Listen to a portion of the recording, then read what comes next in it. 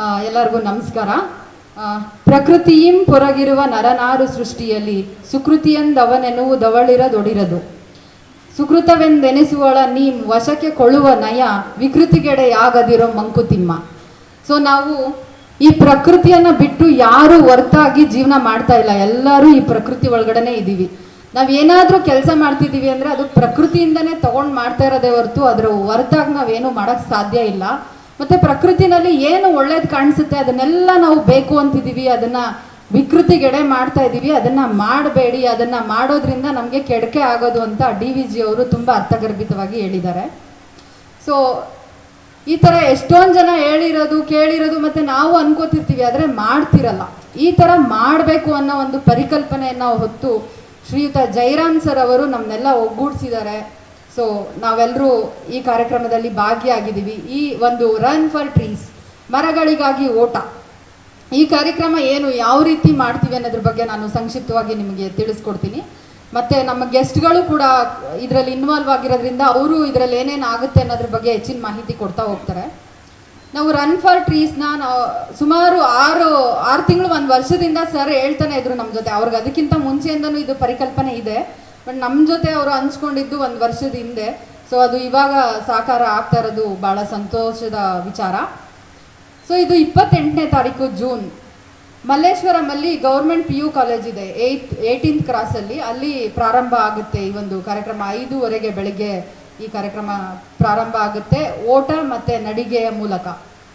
So 10 ಕಿಲೋಮೀಟರ್ದು run ಇರುತ್ತೆ, ಮತ್ತು 5 ಕಿಲೋಮೀಟರ್ದು ಇರುತ್ತೆ, ಮತ್ತು 3 ಕಿಲೋಮೀಟರ್ದು ವಾಕಥಾನ್ ಇರುತ್ತೆ. ಸೊ ಇದರಲ್ಲಿ ಎಲ್ಲರೂ ಭಾಗವಹಿಸಬೇಕು ಅಂತ ಕೇಳ್ಕೊತೀನಿ. ಆ ದಿನ ಬ್ರೇಕ್ಫಾಸ್ಟ್ ಇರುತ್ತೆ, ಮತ್ತು ಎಲ್ಲರಿಗೂ T-ಶರ್ಟ್ನ ವಿತರಣೆ ಮಾಡ್ತೀವಿ, ಮತ್ತು ಪಾರ್ಟಿಸಿಪೇಟ್ ಮಾಡಿದವ್ರಿಗೆಲ್ಲರಿಗೂ ಸರ್ಟಿಫಿಕೇಟ್ಸು ಆನ್ಲೈನ್ ಮೂಲಕ ಸಿಗುತ್ತೆ, ಮತ್ತು ವಿನ್ನರ್ಸ್ಗೆಲ್ಲ ಅವತ್ತು ಪ್ರೈಸ್ ಅನೌನ್ಸ್ಮೆಂಟ್ ಎಲ್ಲ ಇರುತ್ತೆ, ಮತ್ತು ಓಡೋರಿಗೆಲ್ಲ ಸೇಫ್ಟಿ ಇರುತ್ತೆ. ಅವ್ರಿಗೆ ಹೈಡ್ರೇಷನ್ ಎಲ್ಲ ಅರೇಂಜ್ ಮಾಡಿರ್ತೀವಿ, ಮತ್ತು ಅವರು ಹೆಲ್ತ್ ಏನಾದರೂ ಹೆಚ್ಚು ಕಡಿಮೆ ಆದರೆ ಇರಲಿ ಅಂತೇಳಿ ಆಂಬುಲೆನ್ಸ್ ಮತ್ತು ಫಸ್ಟ್ ಏಡ್ ಇದೆಲ್ಲನೂ ನಾವು ಅರೇಂಜ್ ಮಾಡಿದ್ದೀವಿ. ತುಂಬ ಸುಸಜ್ಜಿತವಾಗಿ ನಾವು ಈ ಕಾರ್ಯಕ್ರಮವನ್ನು ನಡೆಸಬೇಕು ಅಂತ ಅದಕ್ಕೆ ಒಂದು ಟೀಮ್ ಇದೆ, ರೇಸ್ ಕೋಆರ್ಡಿನೇಟ್ ಮಾಡೋಕ್ಕೆ ಒಂದು ಟೀಮ್ ಇದೆ, ಅವರು ಮಾಡ್ತಾ ಇದ್ದಾರೆ. ಅದ್ರ ಜೊತೆಗೆ ಇಲ್ಲಿ ನಾವು ಏನು ಗ್ರೀನ್ ಪಾತ್ ಕಮ್ಯುನಿಟಿ ಅವರಿದ್ದೀವಿ, ಅವರೆಲ್ಲರೂ ಬೇರೆ ಬೇರೆ ಕೆಲಸಗಳಲ್ಲಿ ತೊಡ್ಕೊಂಡಿದ್ದೀವಿ. ಅಂದರೆ ಟ್ರೀ ಪ್ಲಾಂಟೇಶನ್ ಮಾಡೋದಿರ್ಬೋದು, ಮತ್ತು ಬೇರೆ ಬೇರೆ ಕೆಲಸಗಳಲ್ಲಿ ನಾವು ತೊಡ್ಕೊಂಡಿದ್ದೀವಿ. ಇದೆಲ್ಲ ಆದಮೇಲೆ ತುಂಬ ಮುಖ್ಯವಾದಂಥ ಘಟ್ಟ ಏನಂತ ಹೇಳಿದ್ರೆ, ನಾವಿವಾಗ ರನ್ ಫಾರ್ ಟ್ರೀಸ್ ಅಂತ ಏನು ಹೇಳ್ತಿದ್ದೀವಿ, ಈ ಟ್ರೀಗಳನ್ನ ನಿಜವಾಗ್ಲೂ ನೆಡಬೇಕು ಮತ್ತು ಅದನ್ನು ಉಳಿಸ್ಬೇಕು, ಬೆಳೆಸಬೇಕು ಅನ್ನೋ ಒಂದು ಕಾರಣದಿಂದ ಅದಕ್ಕೆ ಒಂದು ಸಪ್ರೇಟ್ ಟೀಮ್ ಇದೆ. ಇದು ನಾವು ನೆಲಮಂಗಲದ ಬಳಿ ಒಂದು ಮರಸರಹಳ್ಳಿ ಅಂತ ಒಂದು ಗ್ರಾಮ ಇದೆ, ಅದರ ಪಕ್ಕ ಶ್ರೀನಿವಾಸಪುರ, ಮತ್ತು ಸುತ್ತಮುತ್ತ ಒಂದು 5-6 ಹಳ್ಳಿ, ಒಂದು 10 ಹಳ್ಳಿವರೆಗೂ ನಾವು ಈ ಮರಗಳನ್ನ ನೆಡೋಂಥ ಕೆಲಸನ ಮಾಡ್ತಾ ಇದ್ದೀವಿ. ಸೊ ಇದಕ್ಕೆ ಒಂದು ಟೀಮ್ ರೆಡಿಯಾಗಿರುತ್ತೆ. ಈ ಟೀಮ್ ಏನು ಮಾಡ್ತಾರೆ ಅಂತೇಳಿ, ರೈತರನ್ನ ವಿಸಿಟ್ ಮಾಡ್ತಾರೆ. ರೈತರು ಹೊಲ ಗದ್ದೆಗಳಲ್ಲಿ ಯಾವ್ಯಾವ ಹಣ್ಣಿನ ಮತ್ತು ಶ್ರೀಗಂಧದ ಮರ ಮತ್ತು ಇದು ತೆಂಗಿನ ಮರ ಈ ಥರದ್ದು ಮರಗಳನ್ನ ನೆಡಬೇಕು ಅನ್ನೋದು ನಮ್ಮ ಉದ್ದೇಶ ಆಗಿರುತ್ತೆ. ಸೊ ಅಲ್ಲಿ ಹೋಗಿ ಯಾವ ಥರದ ಮರನ ನೀವು ನೆಟ್ಟರೆ ಪೋಷಿಸ್ತೀರಾ ಮತ್ತು ಬೆಳೆಸ್ತೀರಾ, ಉಳಿಸ್ತೀರಾ ಅಂತ ಕೇಳಿ ಅವರಿಗೆ ಆ ಮರಗಳನ್ನ ನಾವು ಕೊಟ್ಟು ಬೆಳೆಸ್ತೀವಿ. ಅದಕ್ಕಿಂತ ಮುಂಚೆ ನಮ್ಮ ವಾಲಂಟಿಯರ್ಸ್ ಏನು ಹೋಗ್ತಾರೆ, ಅವರು ಯಾವ ದಿನ ಎಲ್ಲಿ ಗುಂಡಿ ತೆಗ್ದಿರಬೇಕು ಅಲ್ಲಿ ನಾವು ಹೋಗಿ ಗಿಡ ಹಾಕೋದು ಇದೆಲ್ಲ ಪೂರ್ತಿ ಅವರು ಪ್ಲ್ಯಾನ್ ಮಾಡಿಕೊಂಡು ಇರ್ತಾರೆ. ನಾವು ಹೋಗ್ಬಿಟ್ಟು ಯಾರ್ಯಾರು ಓಡಿರ್ತೀವಿ ಅವರು ಕೂಡ ಹೋಗಿ ಅಲ್ಲಿ ಗಿಡಗಳನ್ನ ನೆಡ್ಬೋದು, ಮತ್ತು ಬೇರೆ ವಾಲಂಟಿಯರ್ಸು ಕೂಡ ಬಂದು ಗಿಡಗಳನ್ನ ನೆಡ್ಬೋದು. ಇದು ಈ ಕಾರ್ಯಕ್ರಮ ಉದ್ದೇಶ. ಈ ಕಾರ್ಯಕ್ರಮ ಯಾಕೆ ಮಾಡ್ತಿದ್ದೀವಿ ಅಂತ ಇಲ್ಲೆಲ್ಲ ಇರೋರಿಗೂ ಗೊತ್ತು. ಇದು ಇವತ್ತು ಮರಗಳನ್ನ ನೆಡೋದು ಎಷ್ಟು ಮುಖ್ಯ.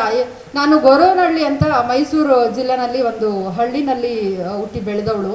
ಅವ್ರು ಈಗ ಹೋದರೆ ನಮ್ಮ ಬೀದಿನಲ್ಲಿ ಮರಗಳೇ ಇಲ್ಲ, ಎಲ್ಲ ಕಡ್ಬಿಟ್ಟು ಸಿಮೆಂಟ್ ರೋಡ್ ಮಾಡಿಬಿಟ್ಟಿದ್ದಾರೆ. ಅಲ್ಲಿ ಹೋದ್ರೆ ಉಸಿರು ಕಟ್ಟುತ್ತೆ.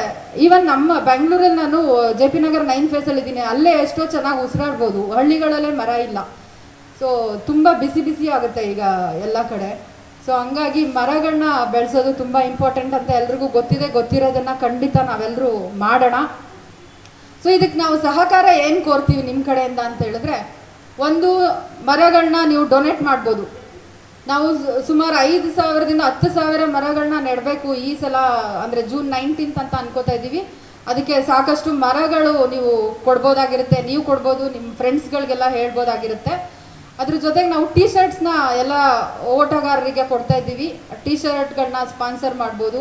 ಅದಲ್ಲದೆ 1 ಲಕ್ಷ ಗೋಲ್ಡನ್ ಸ್ಪಾನ್ಸರ್ಸ್ ಅಂತ ನಾವು ತೊಗೋತಾ ಇದ್ದೀವಿ. ನೀವು ಸ್ಪಾನ್ಸರ್ ಮಾಡಿದ್ರೆ ನಿಮ್ಗೆ ಏನೇನು ಬೆನಿಫಿಟ್ ಇರುತ್ತೆ ಅನ್ನೋದನ್ನೆಲ್ಲ ನಾನು ನೆಕ್ಸ್ಟ್ ನಿಮಗೆ ಬ್ರೋಷರ್ನ ಕಳಿಸೋದ್ರ ಮೂಲಕ ತಿಳ್ಕೊಬೋದು. ಮತ್ತು 50,000 ಸಿಲ್ವರ್ ಸ್ಪಾನ್ಸರ್ ಅಂತ ಇರ್ತಾರೆ, ಅದಕ್ಕೆ ಕೆಲವೊಂದು ಬೆನಿಫಿಟ್ಸ್ ಇರುತ್ತೆ, ಅದನ್ನು ನೀವು ಸ್ಪಾನ್ಸರ್ ಮಾಡ್ಬೋದು. 25,000 ಇರುತ್ತೆ, ಅದನ್ನು ಕೂಡ ಸ್ಪಾನ್ಸರ್ ಮಾಡ್ಬೋದು. ಅದೆಲ್ಲದಕ್ಕಿಂತ ನಿಮ್ಮ ಸಮಯವನ್ನು ಕೊಟ್ಟು ನಮ್ಮ ಜೊತೆ ಇದ್ದು ಈ ಕಾರ್ಯಕ್ರಮನ ಯಶಸ್ವಿಗೊಳಿಸೋದು ತುಂಬ ಇಂಪಾರ್ಟೆಂಟ್ ಆಗಿರುತ್ತೆ.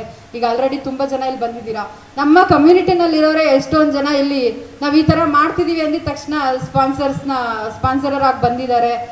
ನಮ್ಮ ಇವರು ಪ್ರಕೃತಿ ಪ್ರಸನ್ನ ಅವರು ಹೇಳಿದ ತಕ್ಷಣವೇ 100 ಮರಗಳನ್ನು ನಾನು ಕೊಡ್ತೀನಿ ಅಂತೇಳಿ ಒಪ್ಕೊಂಡ್ರು ಫಸ್ಟ್ ಡೇನೆ.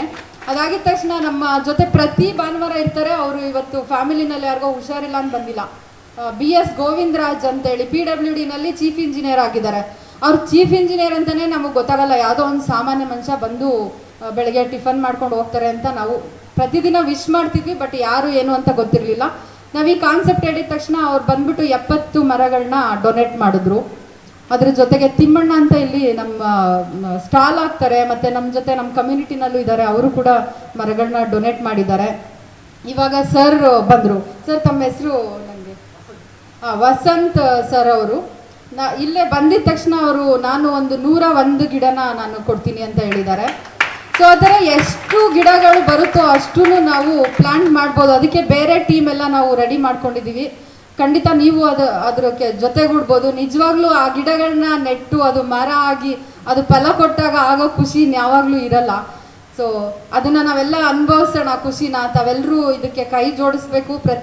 ಪ್ರತಿದಿನ ನಾವು ಮೀಟಿಂಗ್ ಮಾಡ್ತಾ ಇರ್ತೀವಿ, ಮತ್ತು ವಾರಕ್ಕೆ 1 ಸಲ 2 ಸಲ ಎಲ್ಲರನ್ನೂ ಜೊತೆನಲ್ಲಿ ಕರಿತೀವಿ. ಬನ್ನಿ, ಜೊತೆಗೂಡಿ ಇನ್ನೂ ಹೆಚ್ಚಿನ ಉತ್ತಮವಾದ ರೀತಿಯಲ್ಲಿ ಈ ಕಾರ್ಯಕ್ರಮನ ತೊಗೊಂಡೋಗೋಣ.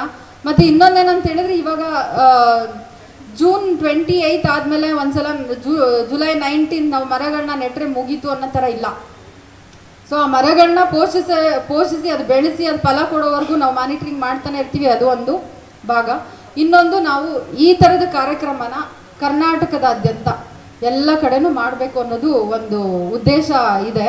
ಇದಕ್ಕೆ ನಾವು ಗ್ರೀನ್ ಪಾತ್ ಫೌಂಡೇಶನ್ ಅಂತ ಸ್ಟಾರ್ಟ್ ಮಾಡಿ ಈ ಒಂದು ಕಾರ್ಯಕ್ರಮನ ಕಂಟಿನ್ಯೂಸ್ ಆಗಿ ಹೆಂಗೆ ನಾವು ಸಂತೆನ ಪ್ರತಿ ವಾರ ಮಾಡ್ತಿದ್ದೀವೋ ಆ ಥರ ಇದನ್ನು ನಿರಂತರವಾಗಿ ಮಾಡಬೇಕು ಅಂತ ಅಂದ್ಕೊಂಡಿದ್ದೀವಿ. ಈ ನಿರಂತರತೆಗೆ ಕೈ ಜೋಡಿಸ್ಬೇಕಂತ ತಮ್ಮೆಲ್ಲರೂ ಕೇಳ್ಕೊತಾ ಇದ್ದೀನಿ. ಧನ್ಯವಾದಗಳು. Thank you.